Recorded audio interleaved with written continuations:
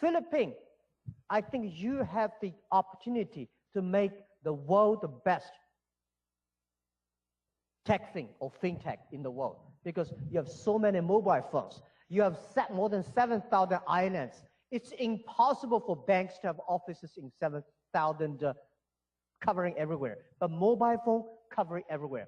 We should make Philippines a cashless society. When you have a cashless society, everyone rich money. When cashless society, no corruption, and life is easier. Totally agree. We have basically the two telco guys here, Ernest Koo of Globe, Eric Alberto of Smart and PLDT. Blame them for the slow internet. Now, honestly, it's unfair to blame anybody. Let me say this. Where is the opportunity? Opportunity exists in the areas most people complain. If you can solve the complaint, you have the chance. When we started Alibaba, the speed of internet in China was terrible. Much worse than today's Philippines. Oh, much worse. Right? At that time, not even 3G. But that's not an excuse for mobile phone companies to let. Slow speed has slow speed services. Faster speed has faster speed services. But it's a great opportunity for the telecommunication companies to invest. This investment, I'm guaranteed you will get the return back. They're going into the 4G now, so that's going to speed up the internet. I think this is the opportunity for everybody. If the 4G, the 5Gs continue to, it's going to make the country good, make everybody good, and finally it will be good. Before we go to the students to ask questions, I wanted to just call two successful techpreneurs, Robbie Antonio. Briefly, can you ask Jack Pan a question? Hello. Morning, Mr. Ma. The smartest people in the world seems to be very divided in the issue of blockchain technology. What is your current stance towards this? I seem to have researched that you're predisposed toward it. And how does that conflict with the overarching goal of China banning the exchange and the technology? Say it again. Blockchain. Blockchain and bitcoins and cryptocurrency. Okay, bitcoins, right? Well, I'm a believer of the blockchain technology. And we have a specific team in the company, Ali Anti-Financing, focused on researching on that. Because we are believer of globalization. We are believer of free trade. In the future, the global trade, global business, globalization, there are a lot of money transferring. What is the safest way? What is the most efficient way to do that? So we put a lot of the efforts on that. So I would say, let me say this about technology general-wise. Company like us, we should not win our market by advertising dollars. We should win our market by innovation. Alibaba should not get our profit from the size of the business. We should get our profit from the technology that will be invested inside. We invested heavily 9 years ago, started on cloud computing and big data. Now for financing, we invested heavily on blockchain. But Bitcoin and this, I'm not a big fan of that yet. Let me say this. Company like us, I think last century, if you have a technology, you want to keep it to yourself. Today, in 21st century, if you have a technology, the only way to make you powerful is enable others, even enable your competitors. So we, Alibaba, will spend billions of dollars on technology. And when we spend the money on the technology, we are making sure this technology is inclusive to the others. So blockchain technology is the big investment that we invest in on that. But we, as I say, we also would love to partner with others. Got it. Okay. Robbie basically raised money on his company called Revolution. This is the first Filipino company who valued it at $1 billion US. So congratulations to this guy. Thank you. I have another very successful tech entrepreneur, Nix Toledo of Surpass. Nix, can you ask your question quickly? Hi, good morning, Jack. My question is around the EWTP initiative that Alibaba has taken. What are the implications of this for Southeast Asia? And I guess more importantly, for traditional businesses and retailers, how should they view the EWTP, knowing that it can be very disruptive to their current business models? Thank you so much for this question. For EWTP stands for Electronic World Trade Platform. A lot of people don't like globalization. I think globalization did a fantastic job in the past 30 years. They pump up the global trade, but it's a growing pain. It's still a baby, only 30 years old. The problem is that it benefits 20% of the developed countries. 80% of developing countries don't have chance. Young people don't have chance.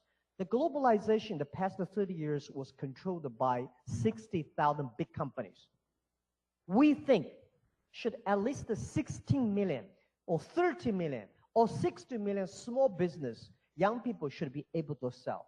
Small business like anybody sitting here, entrepreneurs. Philippine, think about how you can sell your small business here, can sell products to China, to Korea, to Europe. As long as your service is good, product is good, you should be able to compete with any big companies. This is my belief. So EWTP is trying to build up a platform, not organization. I feel sorry for WTO. When you put 200 government ministers in a one room to agree on something, impossible. Right? But if we put the 2,000 business people in a one room, we can agree on something. The only thing we want to do business. So EWTP, we work with WTO, is the 2.0 version of WTO, supporting small business, young people, that we encouraging every government to set free trade zones for small business. There are so many free trade zones in any country, but all these free trade zones are designed for big companies. For small business, if you want to sell things outside the country, the government will never give you 24 hours custom clearance. Big company can, you cannot. So we want to build up a process, a platform, a way of doing business. Then every small business, you can global sell, global buy, global pay, global delivery, and global travel. And you can have a marketplaces online, and this is what we believe. We come here, Alibaba come here to Philippines. Last night, I arrived like at 10 o'clock. We had a meeting, we had a meeting until later 12, for 2 hours discussing how we can build up the infrastructure of doing business in Philippines, the payment system, the marketplace system, the logistics system. When we build up that, the purpose is to making sure these small business can sell their things to China, to the other part, to Malaysia. Now, the EWTP, the first project we launched, is in Malaysia. And we hope that every country in Southeast Asia can join the EWTP. Every country have a free trade zones for small business entrepreneurs. There are marketplace rich, there are money rich, logistic rich, mentorship training rich, and IT rich. So they can do business. This is what I want. Anywhere in the world, any young people in any country, open a mobile phone, you can order products from everywhere in the world, and then get the products within 72 hours. And this is the goal that we want to reach in 20 years. And EWTP today, the first sample we're testing in Malaysia, very good. So far, it's very good. So when we have that model, we will bring to Asia any countries if we are interested in. Thank you. So we come to Philippines, countries like Philippines, not to make money from e-commerce. We come here first to think about what kind of the infrastructure that we build for Philippines, then can enable Philippine young people, a small business, can do e-commerce easier. This is the only thing for next 3-5 years priority. So we should build up a marketplaces, Lazada, locally, and we should make a places that and cross the board. Not only we should enable Philippine business doing business locally, we should enable Philippine business cross-border business with China, with Malaysia, with Thailand, with Europe, with Russia, which are very good at. This is the marketplace. Second, we come here, Erica Jin, our CEO of Ali Enterfinance, Alipay. We come here to build up a sophisticated payment system, mobile payment system for Philippines. So every young people and small business will be able to reach the money and build up a cashless society for Philippines. This is what we want. And third, logistics system. We also have Lazada logistics system today here, which is no good. I heard a lot about 7,000 islands and the speed and the internal 5 or 6 days, 20 typhoons a year, headache. But if we can continue to invest for another 5 years, it will be great. Those are the third. The other thing we're talking about, how can we leverage data and cloud computing technology and training centers. The training centers will extremely hope that we can train the entrepreneurs in Philippines. So these are the things. The other thing is about partnership. We are different from the other internet companies or multinational. We come here, the first thing we do is looking for partners and enable partners to be successful. So these are things we want to do. We believe when we build up these infrastructures, and then small business, young people can leverage this infrastructure go up, we'll be happy. And by doing that, we can make the concept of e-commerce, buy and sell online. This is all the things. So we have a long plan, not short plan. As we said, we do not expect we'll be successful next year. We think 5 years, 8 years, and we build up a good team in China, and we want to build up a better team in Philippines to enable. That's what we do.